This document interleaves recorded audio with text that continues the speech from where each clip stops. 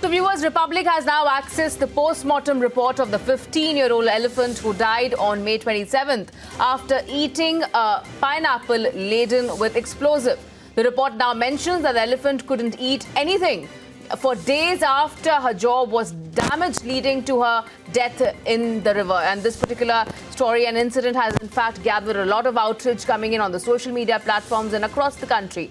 And the centre has also sought probe into the matter by the state government. And the latest update coming in that Republic has now accessed the post-mortem report of this 15-year-old elephant who unfortunately died on May 27th after eating a pineapple that was laden with explosives. The report also very specifically mentions that the elephant couldn't eat anything for days together after her jaw was damaged, leading to her death in the river later.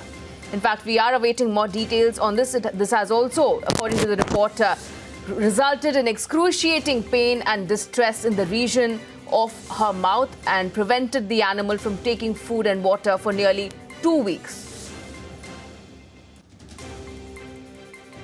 In fact, the preliminary report, the post-mortem report, has now been accessed by Republic. The post-mortem report clearly states that the drowning followed by inhalation of water leading to lung failure is the immediate cause of the death of the elephant, although the major and the wounds and the injuries in the oral cavity really caused the localized sepsis as well. Let's go across to my colleague Pooja Prasanna, who's also joining us with more details on this.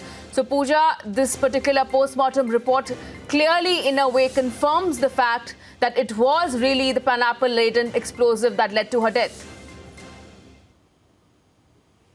Absolutely. In fact, even as there was an attempt to sidetrack what had happened and try to, confuse people, there is a report that clearly shows that it was injuries that the elephant sustained because of eating that firecracker inside a pineapple, that it lost its life. The injuries were too grave, and the elephant tried to heal itself by actually, going and lodging itself inside the river for quite some time before it succumbed to its injuries. That is something that has been confirmed.